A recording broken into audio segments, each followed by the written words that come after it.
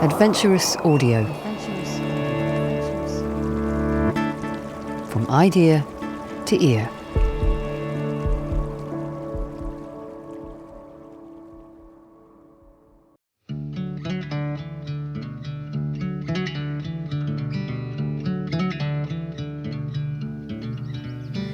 This is our second episode of Speaking of Suicide to come from the Wilderness Wellbeing Retreat, which is being run in the remote Scottish Highlands. A big part of the retreat is to allow people space and opportunity to share some of their mental health stories, if they want to. And last night we heard from Alex and Cammy, two guys from Andy's Man Club, who shared something of their stories.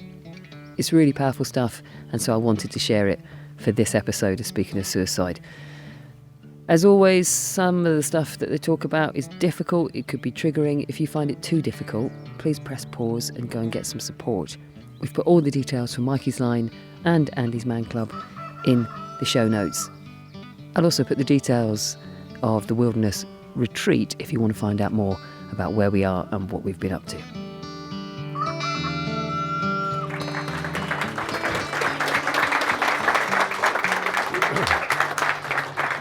So, evening everyone. So, just first before we start, thanks to everyone that's already shared there, and I think we all got a wee bit emotional there. So, obviously I'm still going to talk about suicide and the effects that are left behind it as well. So, for those that don't know, I'm part of Andy's Man Club, and there's a couple of guys here today. So, again, we talk about suicide, so if you do need to leave, then please feel free just to take a couple of minutes. We started the suicide prevention charity in a male peer support group in 2016 down in Halifax after a young man, Andy Roberts, took his own life by suicide. And as we've heard already, the devastation that leaves behind, the family of Andy decided they wanted to do something in his honour and create a safe space for guys to come together weekly basis and get shit off their chest, which is something that guys historically don't do. So came up with the concept of a coffee club. So it was his brother-in-law Luke who started it along with Elaine, Andy's mum. And he'd put a post out on Facebook, and due to demand we had our first meeting less than a week later, and 9 guys turned up to the very first meeting, and AMC was born.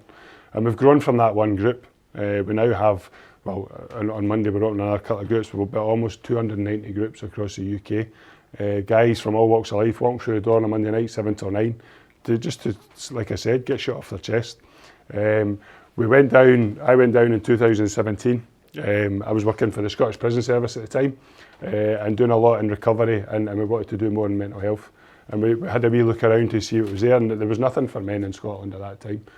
We discovered Andy's Man Club because we seen a picture on Twitter, Ricky Gervais just doing that, and just Googled to see what he was doing. Discovered Andy's Man Club, watched a couple of videos, and a couple of videos that I watched on Andy and about his story, I could resonate a lot with my own struggles with mental health and a failed suicide attempt as well. So we got in touch and went down to a meeting and got so much out of the meeting that we decided to bring it back up the road. We then got in touch with a couple of local football clubs and areas to try and get it involved, and we launched in the jail in the September the 4th, 2017, and then 2 weeks later we launched in the community with St Johnstone Football Club and their community trust as well. So it started as that one group. We only thought that one group in Scotland would be it, but it's grown and grown and grown, and we now have 56, soon to be 57 in Scotland alone, which is absolutely brilliant. So the premise of Andy's Man Club, a bit like this, we're sitting in random rooms all across the country, circle of chairs, and we've got our own version of talking stick, which is a foam football. So it's like a big massive stress ball. So when you've got that ball, it's your turn to talk. If you don't want to answer any questions, you just pass the ball on. It's a safe, non-judgmental space, a bit like this whole weekend. So what's said in the room stays in the room. And there's never any pressure to share. If you don't want to talk, you can just pass the ball on. No one will say anything, because we've all been there, eh? Sometimes the hardest thing is actually walking through the door. So once we're there, we've done the hard bit. But like getting into the cold water of the day, we're all going, oh, it's going to be freezing. The hardest bit's just taking that first step in life. So once they're through the door, it's a wee bit easier. Guys make them feel welcome. The 5 questions we run through are just designed to get guys to open up and talk. First 3 are always the same. So they know they're coming back to each week. So they know what to expect. Number 1, how's your week been? Just a general catch up to see how they're going on. Number 2, 1 positive for your week. And we can always find a positive. Even that guy's struggling to find one, we can find one. He's walked through the door. Whether it's his first time or his 101st time, because when you're feeling that bad, the hardest thing you can do is get out of your bed, eh? So we celebrate that. It's absolutely massive achievement. Question 3 is anything to go off your chest. And that's where we hear all sorts of guys struggling with debt, addiction, relationship issues, struggling at work, crashing the car, kicking the cat, burning the toast, whatever it is. That's their opportunity to get off their chest, because little things become big things the more you think about these things. So we just want to relieve a bit of that pressure, a bit like a pressure cooker or a bottle of Coke. If you shake your bottle of Coke and open it in once, it's going to make a mess. But if we just release that pressure every week, it's going to keep guys on that level that they can deal with whatever they're going through, because everything we're going through in life is temporary. And that's what we're trying to get through to guys, that no matter what you're experiencing, you can actually get through it. You don't need to go and make a permanent decision like suicide. So once we get that into guys' heads, we get them through it, and they thrive and become facilitators, like you'll hear from in a minute. So we then stop for a break, and this is where the magic happens. So that's after question 3, it can be quite heavy. So we stop for a break, another cup of tea or coffee. So you can imagine if we've got all these guys, 5,800 men a week walking through the door in Andy's Man Club. So if we all have 2 cups of tea or coffee, that's a lot of brew material. But so they're standing there, and sometimes it's the guys that have been really quiet for weeks that are actually supporting the other guys in the group, because they've had that shared experience. They've been there. They've experienced what that boy's experienced, and can help him through whatever storm he's going through. Whether it's just going, I know what it's like, mate, I've been there. Or telling them about a contact or an organisation that might be able to help them through whatever they're going through. And that's where that peer support, that brotherhood that we talk about in Andy's Man Club comes from, because guys genuinely do start looking after each other. And some of my best mates now I've met through Andy's Man Club. And because we've had that shared living experience, we've got each other through some shit outside Andy's Man Club as well. And it just helps. So we then talk about it, not just on a Monday night, but when we meet up for a coffee or go for a walk or climb a hill, whatever it is, we start supporting guys through that as well, which is absolutely brilliant. We then get back together for question 4 and 5, and it's a bit like what we did there. Everyone's talking, and the worst thing you want to do is get everyone back into the circle, because it stops all those conversations going, all that support. But the 4 and 5 are positive neurological response questions. So they're designed to get guys thinking a wee bit more positive about some of the stuff. So it could be random things like one positive thing to do for yourself or for someone else, or a reflective question to see how far you've come since you walked through the door, or a daft question, which are the hardest ones to make up because they become repetitive. So it could be your favourite dad joke, your favourite sandwich topping, which way do you put the toilet roll in the toilet holder, or one we had a couple of weeks ago which caused so much chaos and criticism, is like, how do you eat your Kit Kat? And I put my hands up, that was me. I apologise, boys, but the stick I got for that, but it was one of the best questions we had for a long time. And then Nestle sent us like 40 million Kit Kats. So I'm now sick of Kit Kats eating that. But I honestly didn't know there was so many ways to eat a Kit Kat. But I can't tell you any of them, because whatever stays in the room stays in the room. Sorry. And genuinely some of the funniest things I've heard have been in AMC, and that's even after 20 years working in the jail. It's absolutely brilliant. So it's nice to see the guys going out a wee bit lighter than from when we walk through the door. And that can happen instantly after one meeting or several meetings, depending on how quickly the boy opens up. So hopefully they're leaving in a better frame of mind when they walk through the door at 7 o'clock. But the support doesn't stop there. So every group has a closed Facebook group. And it's only guys that attend that local meeting. So for example, my local meeting is Perth, which I don't get to very often. So it's only guys that have actually sat in that room at McDermott Park that can get access to that group. And they've got to be added there by one of our facilitators who look after that. And that's just an extension of the group that's there. If guys are struggling, put a wee shout out. Someone will come back and support them. Go for a coffee, meet them for a walk. And that's the guys from within the group supporting each other. That's not Andy's Man Club. That's the guys walking through the door that support each other, which is absolutely brilliant. It's also there for social stuff. So there's guys play pool on a Thursday night. There's five-a-side football going on all across the country. There's a cycling section. There's a photography section. There's loads going on all across the UK. Guys coming together. They've never actually met each other, but they're sharing coping strategies with each other across the country, which is absolutely brilliant to see. So, as I say, we're now up to 290 odd groups nearly, and we're averaging about 5,800 men. And that's scary, because when I first got involved, we were group number 11, and we were averaging about 100 men. So to see it grow is just phenomenally scary. And it's getting guys through the door, and anything we can do to raise that awareness and get guys through the door, just like the boys that are here. They've all walked through the door for the first time. I am that one man. I still go to Andy's Man Club for me, for my own mental wellness. I was first diagnosed with depression, anxiety and panic attacks when I was 21. And I've been on enough medication all my adult life for a chemical imbalance, and I'm quite happy to talk about it, because it's only we've got to normalise the conversation, reduce the stigmas. I went through a messy breakup and divorced my first wife, 2012. And just started to look at different ways to support myself, and unfortunately they weren't healthy ways. As I said, I worked in the jail, so I was doing lots of extra shifts to pay for all the extra costs of separation and CSA, child benefit stuff. And I was also trying to become a PT so I could get my job in the gym, which is why I joined the prison service in the first place. So I was taking loads on, doing lots of extra shifts to pay for it all. And unfortunately I started to use alcohol and painkillers to cope. And just got myself into a real mess because alcohol's a depressant for a start. So it just amplified everything I was going through in my head. And I basically used that as a crutch just to cope. So I'd come home after a shift in the jail, turn a couple of bottles of wine, take some pills so I could sleep. So I could get up the next day, put the mask back on and pretend everything was all right, go back into the jail and just be Alex again. And this carried on for about a year. Got myself into a relationship on Plenty of Fish, as you do nowadays. I moved myself away through to Montefieth, away from all my support in Perth, and just started to isolate myself from my friends and family. Wasn't getting to see my daughter as much as we liked because she didn't like my new partner. And things turned quite toxic quite quickly.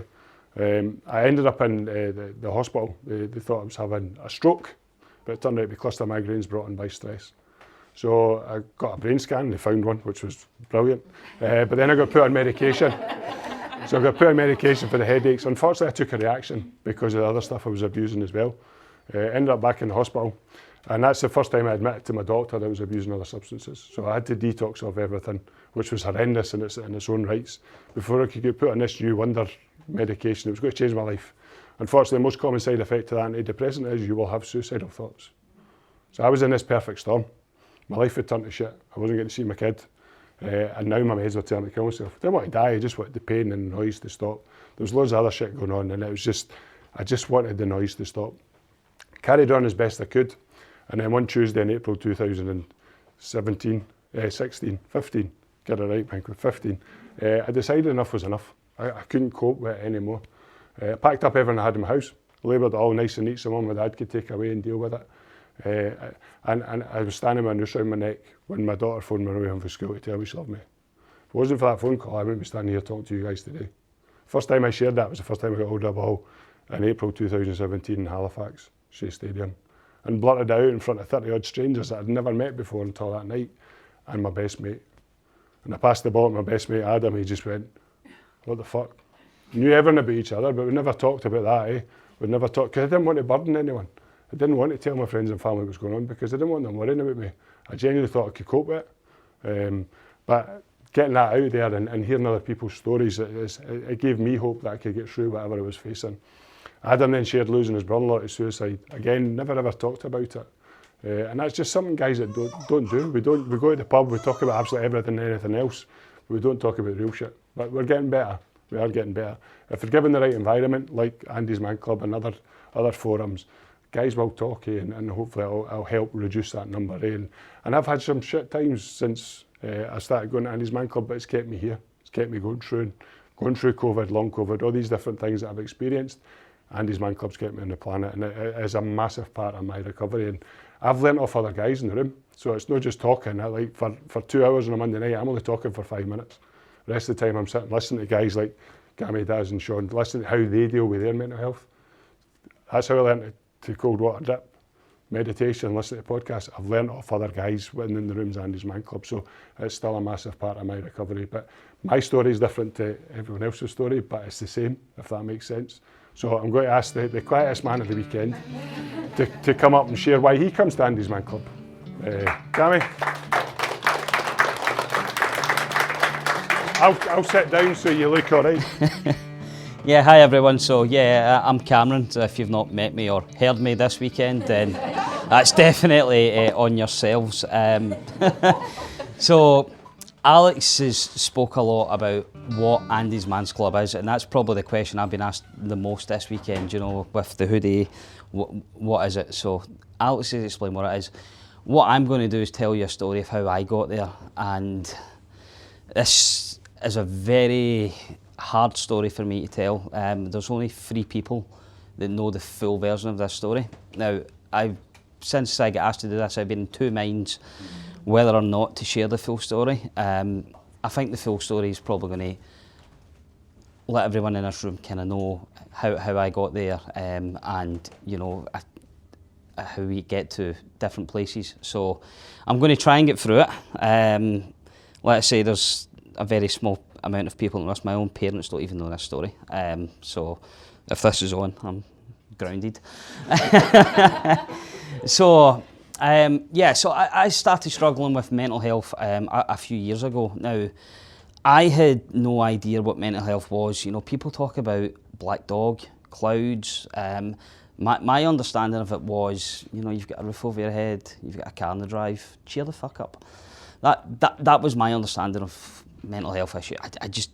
I never got it, but it just came out of nowhere, and it really hit me with sleep. I wasn't sleeping at all. Now, when people say, oh, yeah, I never get any sleep last night, I was literally staring at the ceiling and going right through to my alarm going off, and then going to work and thinking, right, that's fine, and then doing the exact same thing. This went on for weeks. Now, I know what caused it, and I'll come to that very shortly, but I started to use alcohol as a crutch to get to sleep, because it put me to sleep. Well, it never put me to sleep. I was passing out every night, but I found myself in this horrible cycle of drinking, you know, cans of cider, bottles of wine, the odd dram here and there, and it worked. And I was maybe doing that on a Thursday and then a Friday, and then it was a Saturday, so of course you have to drink on a Saturday. And then I was feeling a bit rough on the Sunday, and there was 4 cans left in the fridge, so I had to have them, but I only had the 3. Then I got to Monday and you were back to work and there was 1 can, so you had to go get more. And I fell into this vicious circle, but it was helping me personally because it was allowing me to get some sleep.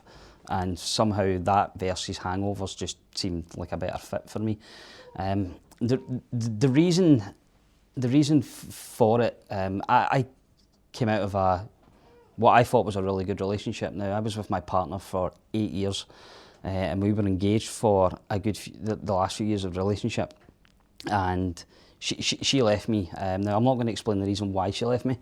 We had just moved into this rented house together, so she went on her own path. I was left with the house. You know, it financially broke me. 3 months later, COVID hit, and that obviously came with its own stresses. So yeah, I went through this vicious cycle, and it was just such a strange phase to be in, you know, because as much as I didn't like the hangovers, I did enjoy the being able to sleep. And you know, I was getting up, and because I was working from home, you know, I was going to work and I was fine, and then I was having a few drinks in the evening, and I was just doing that. So to me, everything was okay. But of course, as Alex explained, alcohol is a depressant, and it just made things worse. So I never spoke to anyone about this, and this went on for months and months and months and months. Now, it got really bad. It got really bad at one point with. Now, I'm very family orientated. Within us, I've got my mum, my dad, and I've got 2 younger sisters, and they, to me, were absolutely everything. Now, my middle child sister, she was pregnant at the time, and my youngest sister was getting married and emigrating to Australia. And it was actually at my youngest sister's wedding where I had to sit through and endure a lot of, what, my sister's married, when's it going to be your turn, when's it going to be your turn? And honestly, that absolutely destroyed me. It was like a knife through the heart every time, because all I've ever wanted in life was to fall in love, be loved, and start a family. And I thought I had it. For 8 years, I honestly thought I had it, and then it just got ripped away from me. So between the drinking and being at that wedding and having to endure that, you know, I was a very proud big brother. I was so proud. You know, my 2 sisters are just absolutely smashing life, and I was smashing life as well. Good job and managing to keep things going, but I never had the only thing that I wanted, and they had it. So the wedding for me was pretty much the last straw. Now, the wedding was in November, and come Christmas time, it got really bad. The sleeping, the drinking, everything was horrendous, and I was done. I couldn't go on like that anymore. You know, and I had tried things. You know, I stopped drinking. You know, it didn't make me better. You know, I tried going to the gym. It didn't make me better. I tried eating better. It didn't make me. Nothing worked, and because I was lonely. That was it. I was ridiculously lonely, and I absolutely hated that. But yeah, all this happened. It had been going on and on and on and on. I was done, and I decided that I wasn't doing it anymore, and I said my goodbyes to everyone, strangely enough, without them knowing it. So I said goodbye to my mum and dad, I said goodbye to my sisters, and then I went to go see my best mate's got two kids, and they're like my unofficial niece and nephew, and I've got another mate from work who just randomly asked me to be part of his daughter's life. So I'm a great uncle, and I love that. You know, it's absolutely fantastic. And I said goodbye to them as well. So I went, because it was Christmas time, my mum was like, oh, I've made all their steak pies. My mum makes about 45, 50 steak pies. So I decided to go and do every year I do it, I drop off all the steak pies. And this time was a little different, because when I dropped off the last steak pie and said goodbye to everyone, I decided I didn't know what I wanted to do, but I got an email from booking.com. Now, my mum and dad are retired now, and they are enjoying booking hotels, and they don't know how to use a phone, so I reap the benefits of booking all their hotels, and I get the free vouchers. Now, I was given on that day an email. It was a £100 voucher, and I was only 20 minutes away from Arbroath. Now, we grew up in Arbroath, Red Lion Caravan Park. That to me was my safe haven, my safe place. And I thought, do you know what? I'm just going to get a hotel, because I don't want to go home. I don't want to face anyone. I just needed to be me.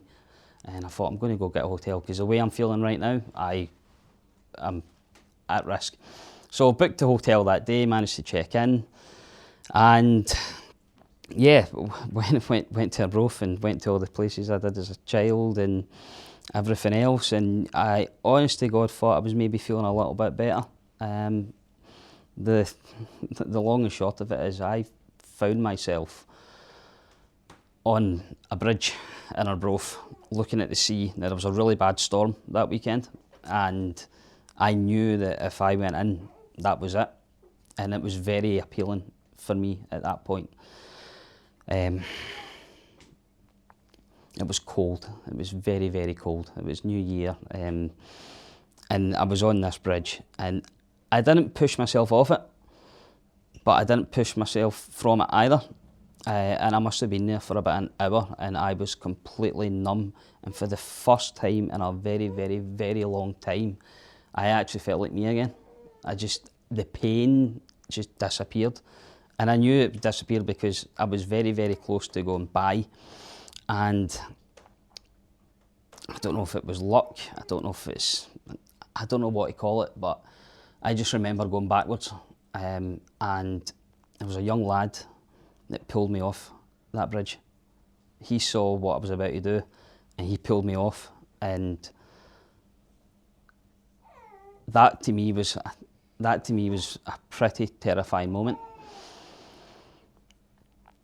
So he found out where I was staying. He got me back to the hotel, and I thought that was the end of it. And about 3 hours later, the door went, and it was the police doing a welfare check on me. And they came in, and they asked questions and stuff like that, and I basically told them everything that was going on.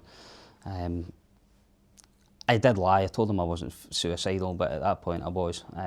So they followed their checklist and procedures and everything else, and I had a lot of alcohol in the room, which I never drank. At no point in that whole visit did I want to drink. So they flushed it down the toilet. They're like, would you mind if we put this down the toilet? I was like, yeah, go nuts. It's 3 a.m. I'm done. So yeah, that's what happened essentially. I still to this day don't know if I would have done it, but I was very, very close, and it scared me a lot. Now, I woke up the next morning after about 2 hours, and looked in the mirror, and I just looked at myself and said, right, you nearly done that last night. You're definitely not okay. You need something. So sort yourself out or get to fuck. But yeah, drove home and just pretended like everything was normal. Drove home on a Sunday, pretended like everything was normal. My mum and dad found it a bit strange that I'd stayed at a hotel. Just told them that I got a voucher and I needed a bit of me time and everything else, and just went back to doing it. Now the Monday, I was driving home from work. Now I drive past Andy's Man's Club in my hometown every time I finish work. It's just on the way home, and I've seen the banners out there. I'm going to be honest, I thought it was Alcoholics Anonymous because that's what used to be there, and I thought I'm going to check that out. So I went on the Google and kind of found out what it was. I thought, right, next Monday I'm going to go to that, and just by chance, 2 days later I got a letter through the door which was from the local council. And it was a list, because the police done a welfare check, it was a list of things that I could go to, Samaritans and everything else. Now that really scared me, but I thought, you know, I need to go to this meeting. So the next Monday, I decided, I parked the car and I urged myself to go, and I started walking towards the door, and then I shit myself and I was like, no. And I started walking away, and there was just this heavy English accent that I'm not even going to attempt to do. It's like, mate, come here. And I just turned round and it's like, were you coming in here? And I said, yeah. He's like, trust me, it'll be the best thing you ever do. Walk through the door. And I did. And it was honestly the best thing I'd ever done. It was just this random group of men. And now I knew some of them, being in my local town, and my mum and dad being in the taxi game for so many years. Growing up was a nightmare. I could never get into I always get into trouble and always get caught. But even at that, you know, I knew these people and they knew me. And they were doing these shares, and I was able to do the same. Now, I never shared on the first week, I never shared on the second week, and I never shared on the third week, because I just was embarrassed. You know, I didn't want to tell these guys that, you know, I was coming to this club for 3 weeks, and then the club ends at 9 o'clock, so I've still got an hour to run to the newsagents and grab a bottle of wine and go home and drink myself stupid. And this went on for 3 weeks, and then on the fourth week I thought, do you know what, some nice guys there, I'm going to go, and it'll be the last time I go, but I'm going to get everything off my chest. And I did. I never told them that story. I told them that I ended up at a place and I almost done something very silly. And as soon as I got that off my chest, this weight just jumped. It just disappeared. It was amazing. And I walked out of that door and I felt great. I thought, wow. And I went home. I went past the shop and thought, nah, no chance. Went home and went to bed and fell asleep. And it was amazing. I fell asleep. And I thought, that was one day. So I went again and again and again and again and again, and it just changed my life. Like the things that have come from that club. You know, I've got some amazing friends now. First of all, I've got a support group. You know, I've got this safe space that I can just go and vent or laugh and joke, and it's great. And yeah, sometimes I am quiet. It happens. And from there, I've got this kind of local group of friends now as well, and some of them are fathers, and I've just became a father, you know, so their stories have helped me and have inspired me. You know, I was able to, you know, go back to my parents, and even they were saying, wow, you're really, you know, you've changed, what's going on, you're so happy, because I was an irritating bastard. You know, everything was just pissing me off, and I was just so negative about everything, you know, so my whole outlook just changed. And my mum got me by saying, it's really nice to have my boy back. When she said that, I knew how far I had gone. Now, they could see it, and at some point I will tell them this story. I don't want to tell them this story because I don't want them to worry about me, but They know that I go to the club now, and they know that it works, and I know that it works. So that's what happened. That's how I got to the club, and the club has really changed my life. You know, I'm a homeowner now. I've got this amazing, beautiful, 3-month human being that is just complete. That's all I ever wanted. And I love my partner too, but like the fact that she has given me this human being that, oh my goodness, I would do anything for her. Like, my whole outlook has changed. And one day I'm going to tell my daughter this story. And I really hope that she sees, you know, she's going to see her dad every Monday disappearing for 3 hours, you know, and it's because I'm going to my hometown. I don't live in my hometown anymore, and it's only been 5 months, but I really miss it. She's going to see her dad going to Andy's Man's Club, and I'm going to tell her, I'm going to come back and tell her what we spoke about. And that's what it's all about. It's just giving this place to vent. Now, I'm going to be a much better person because of it. You know, I can get through the week now because Monday night is my night and it's the club night. And I'm in a very fortunate position where I can now lead the club in my hometown and get people through that door. You know, I've had people come to me for support. I've helped people through things. You know, it's just such an incredible feeling. And everything I do is now for my daughter, and that will never ever change. But I like to think I'm an absolutely fantastic father. I mean, I can change a nappy in 14 seconds. I'm brilliant. You know, and that's all down to the club. You know, and I suppose if I had to say one thing after all of that, because my mouth's getting really dry now and I need some water, it is okay to talk. Yep. Cheers, everyone. Cammy and before him, Alex, talking last night at the Wilderness Wellbeing Retreat. If you want to find out more about the retreat, I've put details in the show notes, and I've also put links there to Andy's Man Club. Speaking of Suicide is funded by Mikey's Line. The podcast platform is supported by D&D Paving Limited, and the series is produced by Adventurous Audio Limited.